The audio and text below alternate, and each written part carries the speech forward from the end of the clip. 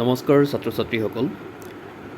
আজি আমি ৰাজনীতি বিজ্ঞানৰ তৃতীয় পাঠটি তোমালোকৰ সন্মুখলৈ আগবঢ়াই আনিছোঁ আৰু পাঠটিৰ নাম হৈছে আন্তঃৰাষ্ট্ৰীয় ৰাজনীতিত মাৰ্কিন যুক্তৰাষ্ট্ৰৰ আধিপত্য US hegemony in world politics.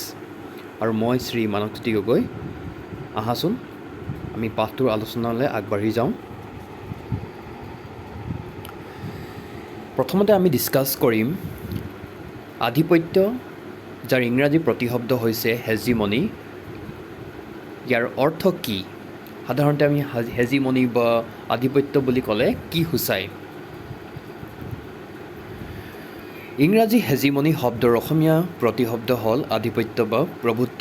সাধাৰণ অৰ্থত আধিপত্যৰ অৰ্থ হ'ল কোনো ব্যক্তি, দেশ অথবা শক্তিয়ে আনৰ ওপৰত প্ৰতিষ্ঠা কৰা সৰ্বাত্মক নিয়ন্ত্ৰণ।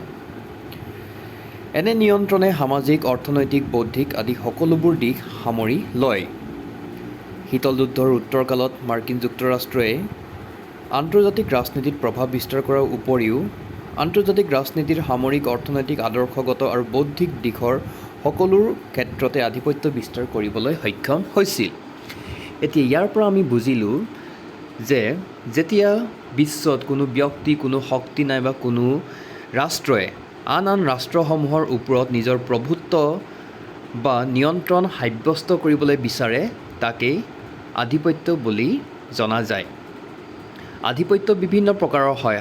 আধিপত্যৰ এক মাল্টি ডাইমেনশ্যনেল কনচেপ্ট বুলি কোৱা হয়। ইয়াৰ লগত আমাৰ সংস্কৃতি জড়িত হৈ আছে, ইয়াৰ লগত অৰ্থনীতি জড়িত হৈ আছে, ৰাজনীতি জড়িত হৈ আছে, বৌদ্ধিক, সামাজিক, ৰাজনৈতিক, এই সকলোবিলাক দিশ হেজিমনিৰ একোটা অংশ। এতিয়া কোনো এখন দেশে যেতিয়া বিশ্বৰ আন দেশসমূহৰ ওপৰত নিজৰ আধিপত্য বিস্তাৰ কৰিবলৈ চেষ্টা কৰিব, সেই সময়ত সেই আধিপত্য বা নিয়ন্ত্ৰণ সৰ্বাত্মক হোৱা প্ৰয়োজনীয়।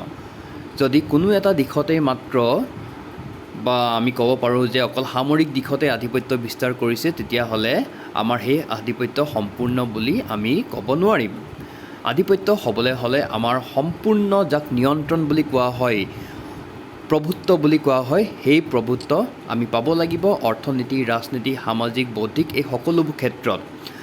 আমি যেতিয়া আন্তঃৰাষ্ট্ৰীয় ৰাজনীতি অধ্যয়ন কৰিছিলোঁ, তেতিয়া আমি দেখিছিলোঁ যে দ্বিতীয় বিশ্বযুদ্ধ অন্ত পৰাৰ পিছত আমাৰ শীতল যুদ্ধ আৰম্ভণি ঘটিছিল আৰু 1991 চনত শীতল যুদ্ধ অন্ত পৰিছিল। আৰু 1991 চনত আমাৰ সমগ্ৰ পৃথিৱীখন এক ইউনিপলাৰ ৱৰ্ল্ডলৈ পৰিণত হৈছিল, এক মেৰু শক্তিলৈ পৰিণত হৈছিল। আমি শীতল যুদ্ধৰ সময়ত দেখিছিলোঁ যে পৃথিৱীখন দুটা শক্তিগোষ্ঠীত বিভক্ত হৈ আছিলে। সেয়েহে কোনো এটা শক্তিগোষ্ঠীয়ে অকলেই সমগ্ৰ বিশ্বত নিজৰ প্ৰভুত্ব বিস্তাৰ কৰিব পৰা নাছিল। কিন্তু 1991 চনত যেতিয়াই ছোভিয়েট সংঘৰ ধ্বংসত পৰিণত হ'ল, তাৰ পিছতেই পৃথিৱীৰ একমাত্ৰ শক্তিৰূপে আমেৰিকা যুক্তৰাষ্ট্ৰই আন সকলোবিলাক দেশৰ ওপৰতে নিজৰ আধিপত্য বা প্ৰভুত্ব বিস্তাৰ কৰিবলৈ সক্ষম হ'ল। আৰু আমেৰিকাই বিস্তাৰ কৰা এই আধিপত্য সকলোবিলাক দিশ সামৰি লৈছিল, যাক আমি আগতে উল্লেখ কৰিছোঁ যে আমেৰিকাৰ আধিপত্য সামৰিক, ৰাজনৈতিক, অৰ্থনৈতিক, সাংস্কৃতিক এই সকলোবিলাক দিশ সামৰি আজি বিশ্বৰ প্ৰায়বিলাক দেশৰ ওপৰতে আমেৰিকাই নিজৰ প্ৰভুত্ব বা নিয়ন্ত্ৰণ সাব্যস্ত কৰিছে। এতিয়া আমেৰিকা যুক্তৰাষ্ট্ৰৰ আধিপত্যৰ ক্ষেত্ৰসমূহ। আমেৰিকা যুক্তৰাষ্ট্ৰৰ প্ৰথম আধিপত্যৰ ক্ষেত্ৰ হৈছে সামৰিক, যাক কঠিন শক্তি বা হাৰ্ড পাৱাৰ বুলিও কোৱা হয়। আমেৰিকাৰ দ্বিতীয় আধিপত্য হৈছে অৰ্থনৈতিক, যাক গাঁথনিগত বা ষ্ট্ৰাকচাৰেল আধিপত্যও বুলি কোৱা হয়। তৃতীয়তে আমেৰিকাৰ আধিপত্যৰ এক অন্যতম দিশ হৈছে সাংস্কৃতিক আধিপত্য, যাক নৰম বা ছফ্ট পাৱাৰ হেজিমনিও বুলি কোৱা হয়। এতিয়া সাধাৰণতে আমেৰিকাই সমগ্ৰ বিশ্বত এই তিনিটা ক্ষেত্ৰতে নিজৰ আধিপত্য বিস্তাৰ কৰি আহিছে। তোমালোকে মন দিবা সকলোৱে, কেতিয়াবা পৰীক্ষাত সামৰিকৰ জেগাত কঠিন শক্তি হিচাপে আমেৰিকাৰ আধিপত্য আলোচনা কৰিবলৈও তোমালোকক দিব পাৰে। তেতিয়া তোমালোকে কনফিউজ নহ'বা, সামৰিক আৰু কঠিন শক্তি ছেইম।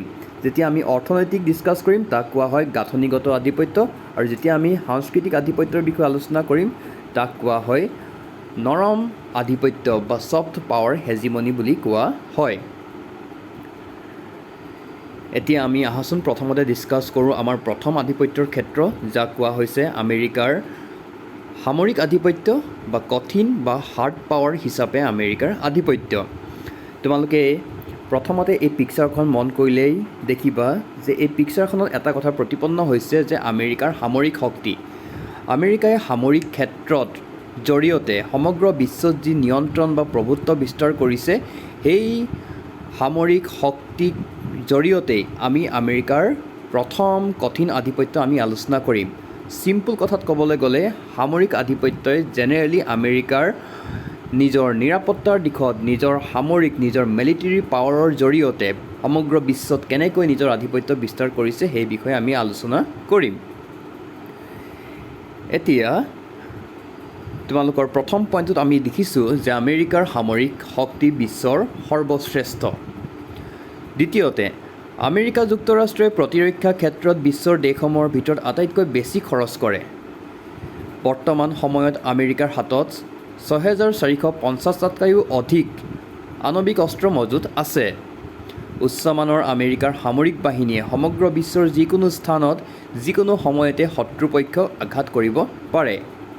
প্ৰথম উপসাগৰীয় যুদ্ধত আমেৰিকাই নিজ সামৰিক শক্তি বিশ্বৰ আগত প্ৰতিপন্ন কৰিছিল।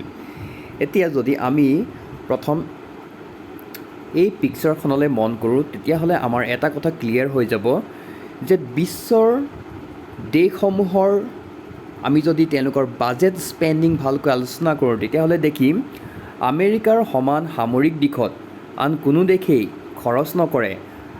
আমেৰিকাই ৬০৯ বিলিয়ন মাৰ্কিন ডলাৰ নিজৰ সামৰিক ক্ষেত্ৰত খৰচ কৰে। ছেকেণ্ডত আছে চাইনা, তাৰপিছত আছে Russia, Saudi Arabia, France, UK, India. তোমালোকে দেখিছে কিমান কম টকা খৰচ কৰে, কিন্তু আমেৰিকাই ৬০৯ বিলিয়ন মাৰ্কিন ডলাৰ নিজৰ সামৰিক শক্তিৰ বৃদ্ধিৰ কাৰণে, নিজৰ সামৰিক শক্তি বৃদ্ধিৰ কাৰণে খৰচ কৰি আহিছে। আৰু যি কথা তেওঁলোকৰ সামৰিক শক্তিৰ আমি যদি অধ্যয়ন কৰোঁ তেওঁলোকে দেখা পাম। ২ নম্বৰতে আমি ক'ব লাগিব যে আমেৰিকাৰ যি সামৰিক শক্তি ই হৈছে বিশ্বৰ ভিতৰত আটাইতকৈ সৰ্বশ্ৰেষ্ঠ। পৃথিৱীৰ আন কোনো দেশেই আমেৰিকাৰ সামৰিক শক্তিক চেলেঞ্জ কৰাৰ সামৰ্থ্য নাই। ৩ নম্বৰতে আমি দেখিছোঁ যে বৰ্তমান বিশ্বৰ প্ৰায়বিলাক দেশৰ ওচৰতে আণৱিক অস্ত্ৰ মজুত আছে, কিন্তু আমেৰিকাৰ ওচৰত ৬,৪৫০টাতকৈ অধিক আণৱিক অস্ত্ৰ মজুত আছে, যি আণৱিক অস্ত্ৰই সমগ্ৰ বিশ্বখন অতি কম সময়ৰ ভিতৰতে সম্পূৰ্ণভাৱে ধ্বংস কৰাৰ ক্ষমতা মজুত ৰাখিছে। আৰু আমেৰিকাই হৈছে প্ৰথমখন দেশ যি দেশে প্ৰথম আণৱিক বোমাৰ ব্যৱহাৰ কৰিছিল হিৰোশ্বিমা আৰু নাগাচাকিত। তাৰ পৰা আৰম্ভ কৰি বৰ্তমান সময়লৈকে আমেৰিকাই নিজৰ আণৱিক শক্তি বহু গুণ পৰিমাণে বৃদ্ধি কৰি আহিছে। আৰু এই আণৱিক বোমাৰ মজুত থকাৰ কাৰণে আমেৰিকাৰ সামৰিক আধিপত্য সচৰাচৰ বৃদ্ধি পোৱা আমাৰ পৰিলক্ষিত হৈছে। তাৰপিছত আমি আলোচনা কৰিম যে আমেৰিকাৰ সামৰিক বাহিনীৰ অতি উচ্চমানৰ।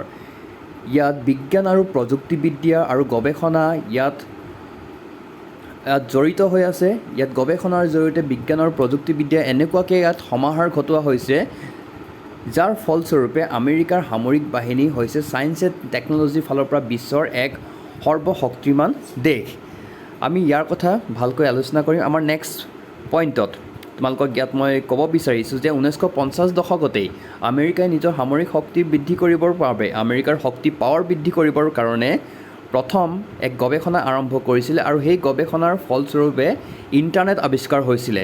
তোমালোকে নিজেই চিন্তা কৰা যে আমেৰিকাই নিজৰ সামৰিক শক্তিৰ পাৱাৰ বৃদ্ধি কৰিবৰ কাৰণে 1950 দশকতে ইণ্টাৰনেট আৱিষ্কাৰ কৰিলে, ইণ্টাৰনেটৰ উদ্ভাৱন কৰিলে, যি ইণ্টাৰনেটৰ ব্যৱহাৰ আজি সমগ্ৰ বিশ্বই কৰি আহিছে।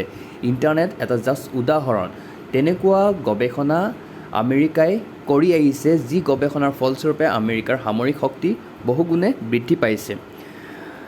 শেষত আমি ক'ব লাগিব যে আমেৰিকাৰ সামৰিক শক্তি বিশ্বৰ ভিতৰত সৰ্বশ্ৰেষ্ঠ বুলি আমি সকলোৱে জানো, কিন্তু আমেৰিকাই নিজৰ সামৰিক শক্তি বিশ্বৰ আগত প্ৰকাশ কৰিবলৈ তেনেকৈনো সুযোগ পোৱা নাছিলে। শীতল যুদ্ধৰ কালচোৱাতেই আমি যদি মন কৰোঁ, শীতল যুদ্ধৰ আগৰ সময়ছোৱাত দ্বিতীয় বিশ্বযুদ্ধৰ শেষৰ ফালে আমেৰিকাই প্ৰথম হিৰোশ্বিমা আৰু নাগাচাকিত আণৱিক বোমা নিক্ষেপ কৰি আমেৰিকাই নিজৰ সামৰিক বাহিনীৰ শক্তি বিশ্বৰ আগত প্ৰতিপন্ন কৰিছিলে। কিন্তু শীতল যুদ্ধৰ কালছোৱাত যিহেতু আমেৰিকা আৰু ছোভিয়েট সংঘৰ মাজত প্ৰত্যক্ষভাৱে সংঘাত হোৱা নাছিল, সেয়েহে আমেৰিকাই নিজৰ সামৰিক শক্তি বিশ্বৰ আগত দেখুৱাব পৰা নাছিল। কিন্তু আমেৰিকাই এই সুযোগ লাভ কৰিলে 1990 দশকত যেতিয়া কুৱেইটত ইৰাকে আক্ৰমণ কৰি দখল কৰি ল'লে, তেতিয়া প্ৰথম উপসাগৰীয় যুদ্ধৰ সৃষ্টি হ'ল আৰু সেই প্ৰথম উপসাগৰীয় যুদ্ধক ইৰাকক ন্যায় দিবৰ কাৰণে আমেৰিকাৰ লগত 36খন দেশে ইৰাক আক্ৰমণ কৰিছিলে আৰু এই প্ৰথম উপসাগৰীয় যুদ্ধতেই প্ৰথমবাৰৰ কাৰণে আমেৰিকাই নিজৰ সামৰিক শক্তি বিশ্বৰ আগত প্ৰকাশ কৰিবলৈ এক সুযোগ লাভ কৰিছিলে, য'ত আমেৰিকাই স্মাৰ্ট বোমাৰ পৰা আৰম্ভ কৰি নতুন নতুন প্ৰযুক্তিবিদ্যা যুদ্ধৰ ক্ষেত্ৰত ব্যৱহাৰ কৰিছিলে আৰু যি যুদ্ধৰ ফলস্বৰূপেই আমেৰিকাৰ সামৰিক শক্তিৰ কথা বিশ্বৰ সকলো দেশেই উপলব্ধি কৰিছিলে। 2 নম্বৰ আমেৰিকাৰ আধিপত্য হৈছে আমেৰিকাৰ অৰ্থনৈতিক আধিপত্য, যাক গাঁথনিগত বা ষ্ট্ৰাকচাৰেল আধিপত্য বুলি কোৱা হয়। তোমালোকে এই ফটোখন দেখিছা, এই ফটোখনত আমি কি মিন কৰিবলৈ বিচাৰিছোঁ? আমেৰিকাৰ বৰ্তমান বিশ্বত কিছুমান গঠনমূলক কাম কৰি আহিছে আৰু এই গঠনমূলক কামৰ জৰিয়তে আজি আমেৰিকাই সমগ্ৰ বিশ্বতে নিজৰ প্ৰভুত্ব বা নিয়ন্ত্ৰণ বিস্তাৰ কৰিবলৈ সক্ষম হৈছে। আজি এই পৃথিৱীখন আমেৰিকাই সমগ্ৰ ইণ্টাৰনেট ব্যৱস্থাই ধৰি আহিছে, কিন্তু সেই ইণ্টাৰনেট ব্যৱস্থাৰ যি নিয়ন্ত্ৰণ কৰা শক্তি আছে তাৰ বহুলাংশ আমেৰিকাই নিয়ন্ত্ৰণ কৰে। আৰু যদি আজি আমেৰিকাই ইণ্টাৰনেট ব্যৱস্থাত সমগ্ৰ বিশ্বৰ কাৰণে আমাক লিমিট কৰি দিয়ে, তেতিয়াহ'লে সমগ্ৰ বিশ্বত ইণ্টাৰনেটৰ কাৰণে কম বেছি পৰিমাণে এক হাহাকাৰ পৰিস্থিতিৰ সৃষ্টি হ'ব পাৰে। এতিয়া আহাচোন আমি অৰ্থনৈতিক আধিপত্যত কি কথা আলোচনা কৰিম আমি চাই ল'ম। বিশ্বত মুক্ত বাণিজ্য ফ্ৰী ট্ৰেডৰ বাটকটীয়া হ'ল আমেৰিকা যুক্তৰাষ্ট্ৰ। আমেৰিকা যুক্তৰাষ্ট্ৰই মুক্ত বাণিজ্যৰ বাবে দৰকাৰী বিশ্বৰ সমূহীয়া সম্পদ SLOC, সাগৰীয় পথ, ইণ্টাৰনেট, মহাকাশ সমূহৰ ৰক্ষণাবেক্ষণ তথা প্ৰয়োগৰ ক্ষেত্ৰত এক উল্লেখযোগ্য ভূমিকা গ্ৰহণ কৰি আহিছে। ইণ্টাৰনেট ব্যৱস্থাৰ উদ্ভাৱক হ'ল আমেৰিকা যুক্তৰাষ্ট্ৰ। বৰ্তমান সময়ত ইণ্টাৰনেট ব্যৱস্থাই নিৰ্ভৰ কৰি অহা বিশ্বজোৰা ছেটেলাইট নেটৱৰ্কৰ বহুলাংশ নিয়ন্ত্ৰণ কৰে আমেৰিকা যুক্তৰাষ্ট্ৰই। এতিয়া এই পইণ্টকেইটাত আমি কেইটামান বস্তু লক্ষ্য কৰিলোঁ যে আমেৰিকাই সমগ্ৰ বিশ্বৰ কিছুমান গঠনমূলক কামত নিজৰ খুব সহযোগিতা আগবঢ়াই আহিছে। আমি জানো বৰ্তমান বিশ্বত এক মুক্ত বাণিজ্যৰ পৰিৱেশ সৃষ্টি হৈছে, কিন্তু সেই মুক্ত বেপাৰ বা মুক্ত বাণিজ্যৰ ফ্ৰী ট্ৰেডৰ যি ছিষ্টেম তাৰ বাটকটি আছিল আমেৰিকা যুক্তৰাষ্ট্ৰ। আমেৰিকা যুক্তৰাষ্ট্ৰৰ পদক্ষেপৰ কাৰণে আজি আমাৰ সমগ্ৰ বিশ্বত মুক্ত বাণিজ্যৰ এক পৰিৱেশ সৃষ্টি হৈছে। দ্বিতীয়তে আমি আলোচনা কৰিম যে বিশ্বত কিছুমান উমৈহতীয়া সম্পদ আছে। তোমালোকৰ পৰীক্ষাত আহিব পাৰে কেতিয়াবা 1 নম্বৰৰ কাৰণে যে উমৈহতীয়া সম্পদ বুলিলে কি বুজা? তেতিয়াহ'লে তোমালোকে লিখিবা যে বিশ্বৰ যি সম্পদৰ গৰাকী কোনো ব্যক্তি, কোনো সমাজ নাইবা কোনো এখন দেশ নহয়, অথচ যি সম্পদৰ গৰাকী সমগ্ৰ বিশ্বৰ জনসাধাৰণ, সেই সম্পদকেই বিশ্বৰ উমৈহতীয়া সম্পদ বুলি কোৱা হয়। আমি ইয়াৰ উদাহৰণ ল'ব পাৰোঁ এণ্টাৰ্কটিকা মহাদেশ, সূৰ্যৰ ৰশ্মি, সাগৰৰ তলি, মহাকাশ। এইবিলাক হৈছে আমাৰ সমূহীয়া সম্পদ।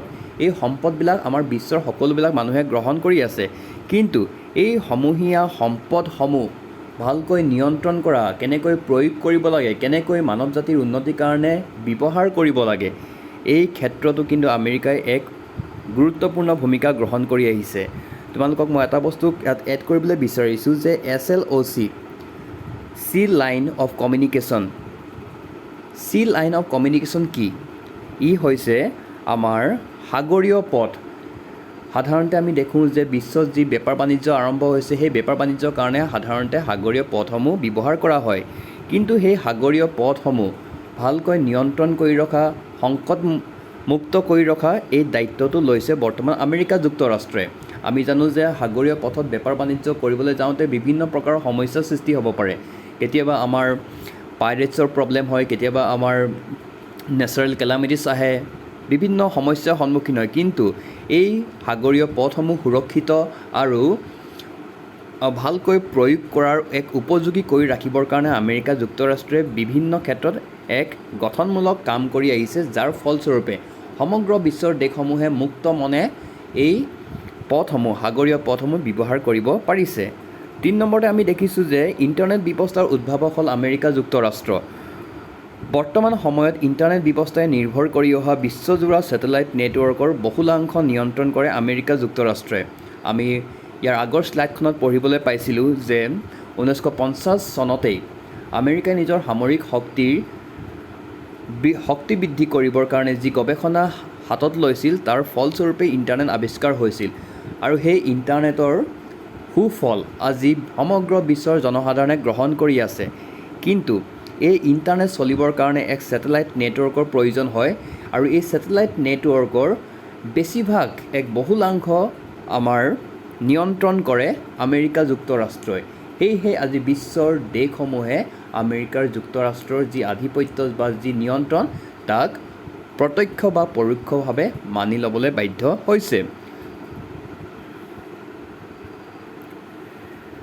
বৰ্তমান সময়ত মুক্ত বাণিজ্যৰ বাবে দৰকাৰী মুক্ত সাগৰীয় পথ চি লাইন অফ কমিউনিকেশ্যন নিয়ন্ত্ৰণ কৰে আমেৰিকা যুক্তৰাষ্ট্ৰই, যি কথা আমি ডিছকাছ কৰিলোঁ।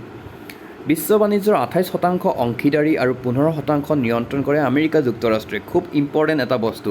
আমি যদি বিশ্ব বাণিজ্যৰ এক বিশ্লেষণ কৰোঁ তেতিয়াহ'লে আমি দেখিম সমগ্ৰ বিশ্ব বাণিজ্যৰ 28% অংশীদাৰিত্ব আছে আমেৰিকা যুক্তৰাষ্ট্ৰৰ আৰু 15% বিশ্ব বাণিজ্য প্ৰত্যক্ষ বা পৰোক্ষভাৱে নিয়ন্ত্ৰণ কৰে আমেৰিকা যুক্তৰাষ্ট্ৰই।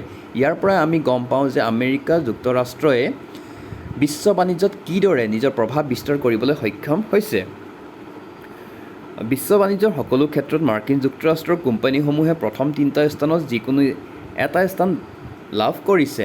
সাধাৰণতে আমি যদি যিকোনো ক্ষেত্ৰতে আমি চাওঁ, ইলেক্ট্ৰনিক ক্ষেত্ৰখনত ধৰি লওঁ বা মেডিচিনৰ ক্ষেত্ৰত ধৰি লওঁ বা টুৰিজিম ক্ষেত্ৰত ধৰি লওঁ, যিমান বিশ্বত ডাঙৰ ডাঙৰ কোম্পানী আছে এই কোম্পানীবিলাক যদি আমি টপ 10 উলিয়াওঁ তেতিয়াহ'লে আমি দেখিম প্ৰথম 3টা পজিশ্যনৰ এটা নহয় এটাত আমেৰিকা যুক্তৰাষ্ট্ৰৰ কোম্পানীসমূহ নিশ্চয় থাকিবই। আমি যদি ছায়েন্স এণ্ড টেকন'লজিৰ ফালৰ পৰা উলিয়াই লওঁ, কমিউনিকেশ্যনৰ ফালৰ পৰা উলিয়াই লওঁ, তেতিয়াহ'লে আমি দেখিম গুগল, ফেচবুক এই সকলোবিলাক কোম্পানী আমেৰিকান যুক্তৰাষ্ট্ৰৰ কোম্পানী। তেনেকৈ আমাৰ প্ৰত্যেকটো জীৱনৰ ক্ষেত্ৰতে আমি যদি ভাল ভাল কোম্পানীসমূহ কেটেগৰাইজ কৰোঁ তেতিয়াহ'লে প্ৰথম 3টা স্থানৰ যিকোনো এটা স্থানত আমি আমেৰিকা যুক্তৰাষ্ট্ৰৰ কোম্পানীসমূহ পামেই। বৰ্তমান বিশ্বৰ অৰ্থনৈতিক ভেটি নিৰ্মাণ কৰা ব্ৰেটেন উড 1946 চনৰ যি ব্যৱস্থা জন্মদাতাৰ হ'ল মাৰ্কিন যুক্তৰাষ্ট্ৰ। তদুপৰি বিশ্ব বেংক, আন্তৰ্জাতিক মুদ্ৰা নিধি, বিশ্ব বাণিজ্য সংস্থা আদিতো আমেৰিকাৰ যুক্তৰাষ্ট্ৰৰ প্ৰভাৱ সুস্পষ্ট। আজি আমাৰ সমগ্ৰ বিশ্বত যি মুক্ত বাণিজ্য চলি আছে বা লিবাৰেল ডেম'ক্ৰেচি, লিবাৰেল ইকনমিৰ এক ব্যৱস্থা সকলো দেশতে চলি আছে, তাৰ কিন্তু ভেটি নিৰ্মাণ কৰা হৈছিল ব্ৰেটেন উড ব্যৱস্থাৰ জৰিয়তে। আৰু এই ব্ৰেটেন উড ব্যৱস্থাৰ সৃষ্টিকৰ্তা হৈছে আমেৰিকা যুক্তৰাষ্ট্ৰ। তদুপৰি সমগ্ৰ বিশ্বৰ যি অৰ্থনৈতিক ব্যৱস্থা তাক নিয়ন্ত্ৰণ কৰে কেইটামান সংস্থাই। সেই সংস্থাকেইটা হ'ল ক্ৰমে বিশ্ব বেংক, আন্তৰ্জাতিক মুদ্ৰা নিধি, বিশ্ব বাণিজ্য সংস্থা ইত্যাদি। আৰু এই সংস্থাসমূহৰ ওপৰতো আমেৰিকা যুক্তৰাষ্ট্ৰই এক নিয়ন্ত্ৰণ বা নিজৰ প্ৰভাৱ বিস্তাৰ কৰিবলৈ সক্ষম হৈছে। তেতিয়াহ'লে এই দিশসমূহ যদি আমি ভালকৈ বিশ্লেষণ কৰোঁ তেতিয়াহ'লে আমি দেখিম এই আধিপত্যই আমেৰিকা অৰ্থনৈতিক আধিপত্যক সূচায়, যাক আমি ষ্ট্ৰাকচাৰেল বা গাঁথনিগত আধিপত্য বুলি আমি ক'ব পাৰোঁ। এতিয়া এই আধিপত্যসমূহ এক যিহেতু ধনাত্মক দৃষ্টিভংগীৰে আমি চাব লাগিব যে এক গঠনমূলক কাম কৰাৰ পৰিৱেশ সৃষ্টি কৰা হৈছে, সেইকাৰণে ইয়াক আমি আমেৰিকাৰ গঠনমূলক আধিপত্য বুলি আমি নামাকৰণ কৰিব পাৰোঁ। তৃতীয়তে আমি ডিছকাছ কৰিম যে আমেৰিকাৰ তৃতীয় আধিপত্যৰ ক্ষেত্ৰ হ'ল আমেৰিকাৰ সাংস্কৃতিক আধিপত্য, যাক নৰম বা ছফ্ট পাৱাৰ বুলি কোৱা হয়।